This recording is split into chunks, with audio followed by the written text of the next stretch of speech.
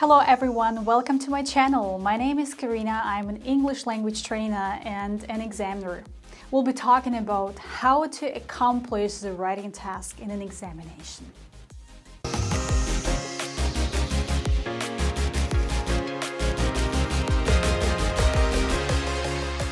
Usually we don't have to write a lot in our everyday life, mostly WhatsApp messages or emails that are not very demanding, right? Therefore, it gets particularly difficult when it comes to writing a text where you have to express your opinion or describe something. If you struggle with this topic, then I'd highly recommend that you watch this video. Let's go. Here is the structure of today's video. Firstly, I'm going to give you some general tips for whatever writing task you have to accomplish. Secondly, I'm going to give you useful linking words and phrases to connect your ideas. And thirdly, we'll be looking at an examination task and a possible model answer. Of course, I highly recommend that you watch this video completely. However, if you're short of time, you can find timestamps in the description box down below and jump to the specific point in today's agenda. Have fun and let's go! Firstly, I'd like to give you some general tips on what to consider when you're writing. That's what the examiner will be looking for in your written work. Point number one is content. Obviously, you have to do what the question asks. Plus, you should try to make your writing interesting for the reader. Ask yourself these two questions. Have I included something about all the points mentioned in the task? Have I given reasons and examples to expand the points? Point number two, organization and cohesion. That means that your writing is well structured and well organized. You should start with an introduction, follow with 2 or 3 main body paragraphs, and finish with a conclusion that summarizes your ideas and gives your opinion as well. Here you should ask yourself 3 questions. Have I included both an introduction and a conclusion? Have I divided my text into logical sections? Have I connected my ideas with a wide range of linking words and phrases?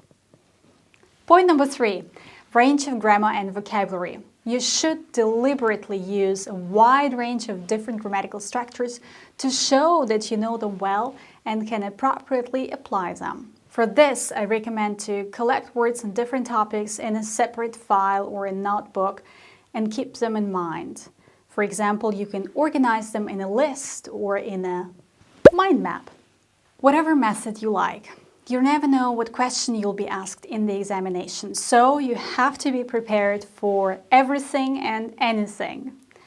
Ask yourself these 2 questions. Have I included a range of grammar? For example, different tenses, different modal verbs. On my channel you can find a playlist called Grammar. They have already featured almost all helpful tenses. And the second question is, have I included a range of vocabulary? Like different adjectives, verbs, phrasal verbs. Here's another playlist for the link Boost Your Vocabulary. You shouldn't think simple grammar and vocabulary will help you get better marks because in this case you avoid making mistakes. That's not the right thinking. It's better to attempt some more complex grammar and vocabulary to keep the examiner interested in your writing and of course to collect some more points on the advanced level. Point number 4, style and format. Make sure that you use an appropriate style to complete the task. If you're writing to a friend, it should be more informal and more formal if you're writing an essay. Ask yourself these 2 questions. Have I used colloquial, casual language and contractions in my informal writing? And have I used more formal language throughout a more formal writing task? Started and finished the text appropriately with an introduction and a conclusion. And the final tip is correctness. Leave yourself just a couple of minutes at the end to check how correct your text is.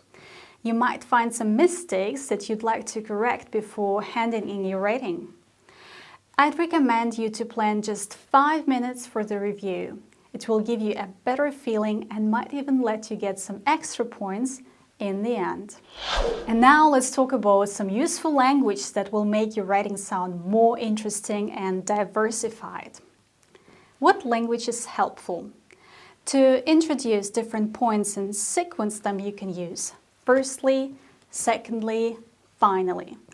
You can start your introduction with the words, "In this essay I would like to begin by saying," to sequence the points, you can say, "Another advantage or disadvantage is." You can also start your writing by giving general opinions like, "Some people say that," or "Most of us believe that." Let me give you an example. Some people say that excessive training can lead to health problems and injuries. Another one. Most of us believe that one should live in an English-speaking country in order to get proficient in the language. For more advanced level examinations, you can write, "It is often claimed that." Many people contend that. For example, many people contend that the youth used to read more than they do nowadays. If you want to express your opinion, you can say the words like, "For me, personally speaking, in my view, from my point of view. In my view, diesel or gas cars will completely disappear by 2050. Or you can express your opinion from different perspectives by saying from the environmental view, from the ethical perspective, from the economical point of view. From the ethical perspective, being a vegetarian or even a vegan is much more sustainable. If you want to give reasons and examples, you can say, "I mention this because," for instance, for example, or "the reason for this is." The reason for this is the fast-paced development of technology. For advanced learners, I'd suggest these phrases. "I can honestly say that," "as I see it," or "from where I stand." As I see it, it's almost impossible to deprive kids of digital devices nowadays. They have become a part of their daily lives. If you want to express contrast while comparing different opinions, you can say, "Although I can understand, however, in contrast to this, on the other hand, it's." While it's true that, for example, while it's true that a pet becomes a member of your family and makes it much more complete, it's also true that it constantly has to be taken care of. Although I can understand that traveling by car is much more convenient, I also see the drawbacks of individual car driving. To conclude your writing, you might want to use the phrases "on balance" and "taking everything into consideration, there are many good arguments for," and the answer. For example, "On balance, I believe that climate change has to become a responsibility of every single country on the planet." Or, "Taking everything into consideration, there are many good arguments for introducing a 4-day week in companies." And now let's look at an example task and a model answer. Here is the task. A company has been thinking of restricting personal social media activity during working hours. They have discussed these possible measures to take: fire staff, take a disciplinary action, reduce the amount of personal internet usage during working time. Write an essay discussing 2 of the actions, explain which method you think is more important for the company to consider. Give reasons to support your opinion. Let's start like this. Most people think that they are free to say whatever they want on their private social media accounts. This may lead to reputational damage of the company that can be spread easily and quickly online without any fact-checking. There is clearly scope for companies to do something about this situation in order to avert its damaging consequences. In this essay, I'll discuss possible measures that can be taken. This introduction states the problem right at the beginning of the essay. It's clear what the reader is going to read about. And remember that you shouldn't express your own opinion there. Instead, you should develop your essay in such a way that it guides the reader to the conclusion you draw.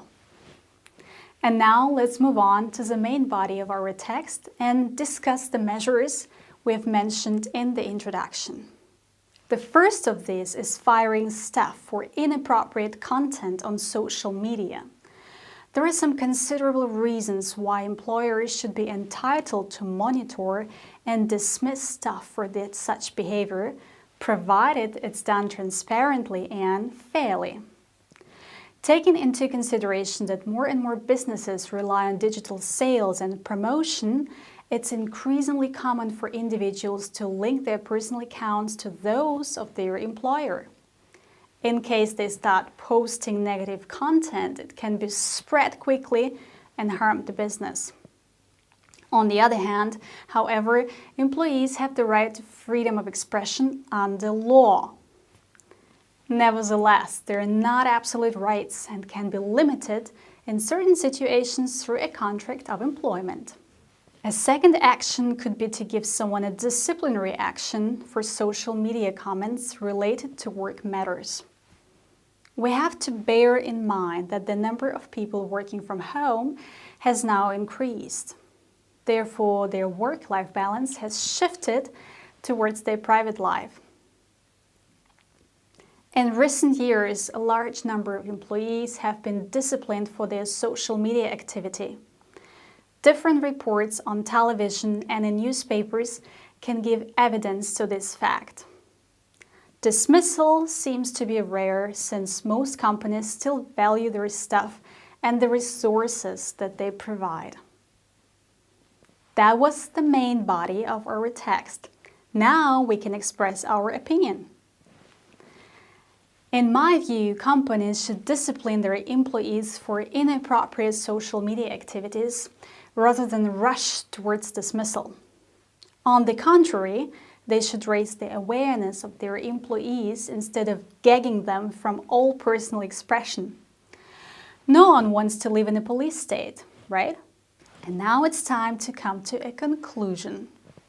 On balance, companies must make sure that they have proper media usage policies, explain their potential sanctions, and warn their staff of possible consequences, from a disciplinary action to the firing.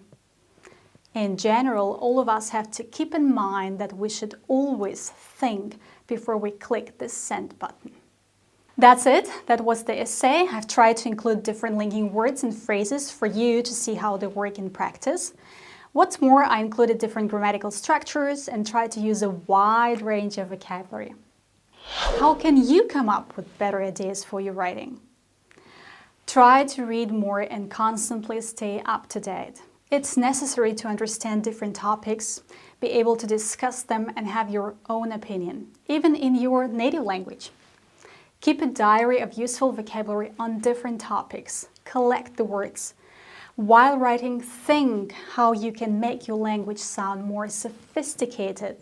For example, instead of writing but, use however, important, considerable, remember, keep in mind, bear in mind. You should do it deliberately. You should do it on purpose. You know, it's like making a cake. First you bake the sponge. Then you cover it with cream and icing. So the combination of all ingredients makes it more delicious. In this analogy, the sponge is your well-structured text, the style and the format. The cream and the icing are beautiful grammatical structures and vocabulary. Guys, that's it for today. Thanks a lot for watching this video. Let me know in the comments down below if it was helpful for you, and I'll see you in my next one. Good luck with the examination. Bye guys!